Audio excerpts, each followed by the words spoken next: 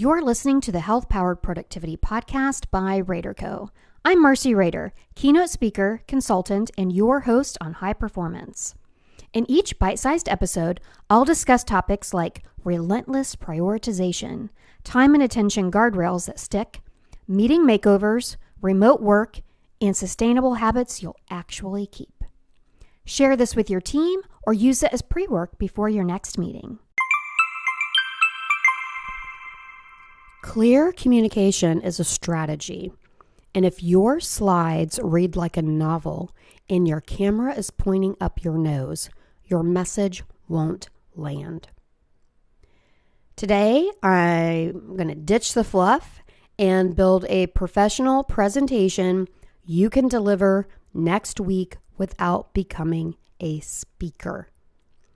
This episode is for all my clients or listeners who present as part of their job, but maybe haven't received formal training, or maybe just need a few tweaks here and there to improve their message and get it across, whether it's in a monthly team meeting or a pitch to the board. First, start with the audience and the minimum viable detail. Maybe you've heard of MVP, minimum viable product, that somebody has to create in order to get funding or go to market. This is your minimum viable detail. Think about who's in the room and decide by role, decision authority, their appetite for data, and your allotted time to determine what you'll be presenting. Minimum viable detail means you share only the smallest amount of context needed for the decision. Anything deeper goes to backup slides. Why? Because maybe you're a scientist presenting to a cross-functional team. Your world is about data, and the context to back it up and support it. They may not care about all of that. So lead with the so what. One simple slide and maybe your risk of doing nothing. Keep the extra context in hidden slides and reveal these only if you're asked. Otherwise, you may risk losing people. Open with a one-slide executive summary, the problem, your recommendation, the impact. And think about a rule of 3 for depth. Your headline or your title, your proof point, and a visual. And if they want more, you've got it. It's just not on your screen yet. It's in your hidden slides. Next, think about slides that serve your audience, not suffocate them. So ask, do you even need a PowerPoint or Google Slides or Keynote? Sometimes a one-pager, a demo, or a whiteboard is much stronger. And if you use slides, design them for listening. Literate brains read words before they hear you. So when a slide is text-heavy, when you go to that slide, you actually need to pause and let them read it and then speak to it. Because once people see words, they're no longer listening to you. They have to read them. But better yet, don't create wordy slides. And this is the absolute number one thing I see professionals doing wrong when presenting to their teams. Slides are not handouts. What? No, they're not. So create a separate skimmable leave behind with the details, the links, the next steps. If you're using AI to assist in creating your presentation, maybe you make the handout first and then ask AI, what's the minimum viable detail I need in my slides for this audience when I have this goal? No paragraphs. Use your headline, title, and then a visual if it earns its space. If an image clarifies it, use it. If it's fluff, lose it. And for the love of kittens, don't use bad clip art or memes or the little stick figures with the round heads. Oh my God, they're so outdated. Canva has beautiful photos if you need visuals. Font minimum should be 38 point or bigger. Yes, preferably bigger. So think about executive summary first. The what, the why it matters, and what you recommend. Build your answer first deck with your evidence later hidden slides. And you can unhide those on demand. Next, right size, the polish, and outsource smartly. Not every meeting deserves pixel perfect design. I bet most people listening to this are not instructional designers. And so, we're not expecting that level in a team meeting. If you're doing a board presentation or a funding pitch, yes. But your recurring cross-functional update, probably not. If you're spending an hour formatting boxes, you're wasting resources. So ask yourself, should I hire this out?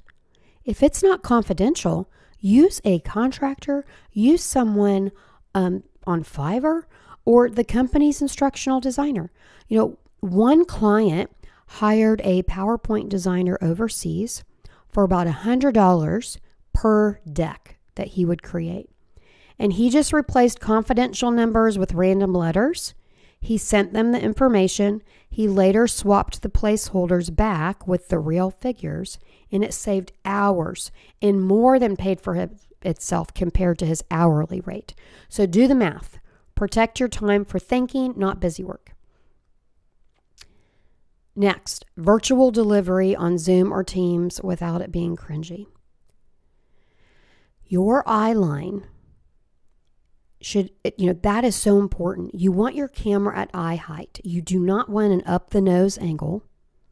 And so raise your laptop or use a stand. I use a standing desk all the time, and I get so much positive feedback on the way I present virtually, but it's because I'm standing, so my movements are natural.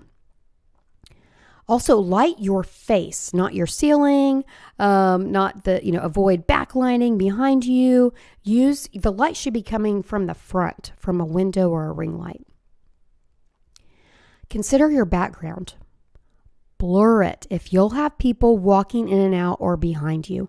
It is so unprofessional to have people walk, your family or your roommates walking behind you. Plus, it can cause anxiety for some people watching because they're wondering, does that kid know they're on camera? But also it's distracting. We want to know who that is. What are they doing? What are they reaching for in the refrigerator? One issue though with blurring is that if you make natural hand motions or you move, your arm sometimes gets cut off. And one thing that always kind of weirds me out with blurring is that sometimes people's ears are cut off. And so ideally be in a room with a good background that you don't have to blur and with no people walking in and out. But really, stand up if you can. You'll project better and your gestures look more natural. I am speaking into this microphone.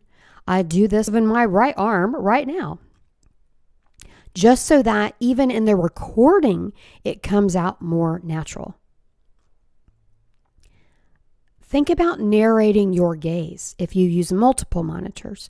So when I present virtually, I'll show a picture. I have a picture, a bird's eye view of my office, and people can see all the screens. Because when I'm presenting virtually, I have 5 monitors that I have to look at.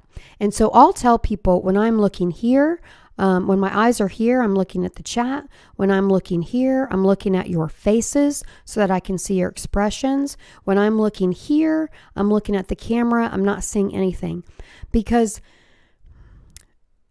some virtual presenters will say you should always be looking at the camera so that it looks like, you're looking at the audience.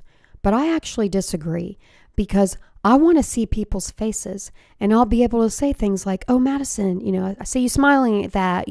What do you think? So, if you do move your eyes around, just, let people know where you're looking, not throughout the presentation, just in the beginning. Keep water or warm tea within reach. Your voice is an instrument. And use chat intentionally. It's the virtual version of talking over the presenter, right? Because somebody's chatting while you're talking, it's really like if you were in person, like they'd be talking right then. But we allow it for virtual. And so ask, just maybe you ask for, to use the chat for insights or questions that add value, but just not use it for emojis because it can be distracting. If you are presenting in person, you want to have presence that respects attention. So stand to present. Place the screen beside you, not behind you, so you don't turn your back to read your slide. Bring water. Pause to breathe. Silence reads as confidence. And if you start or somebody else starts going into a detail rabbit hole, then just park it and maybe say, great question. Let's table that until the end. And if we don't have time, I'll follow up. You want engagement with intent. Replace any questions at the end with a targeted prompt like, what's one risk this raises for us? Or which step would slow us down and why? And maybe you time box that interaction, especially if there are multiple people presenting. And you say, let's give 2 minutes in the chat for clarifying questions only. Then we move on. Reduce divided attention. And this you can do by encouraging handwritten notes, or have a designated note taker, or even better, use AI for the transcript and promise a recap. Taking notes on a computer isn't as effective as handwriting because we tend to type things down word for word rather than when we write, which will put the most important points. It also doesn't get processed in our brains the same way. And it's super distracting to the people around us. So when I'm doing a training at a company, I will actually say, laptops closed. I give people a warning ahead of time. I let whoever's hiring me know a few weeks out, like this is what's going to provide the best opportunity for people to learn.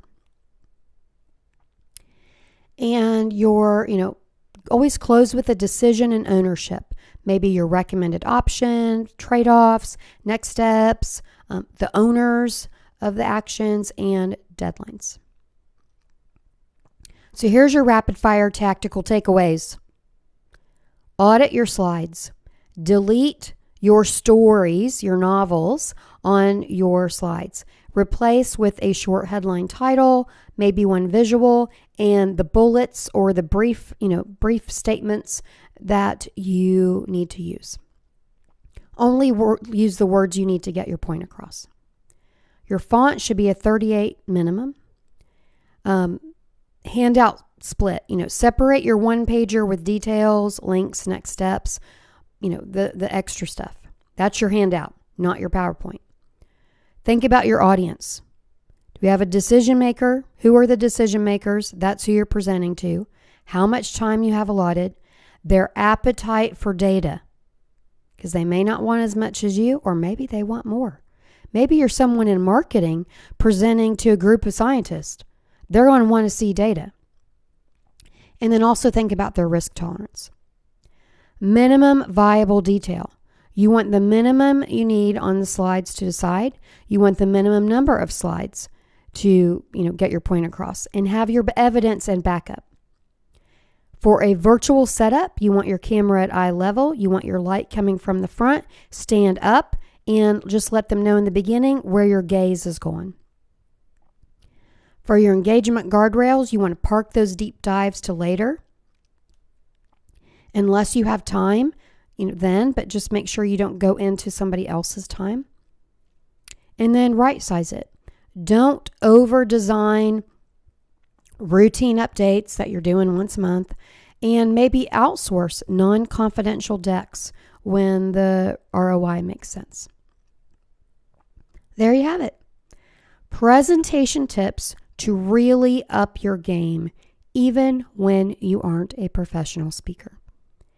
And if your team needs help with presentation skills or live coaching, virtual setups, decision-driven closes, and so on, connect with RaderCo at helloraderco.com. Thanks for listening to the Health Powered Productivity Podcast. Show notes link to every tool and takeaway.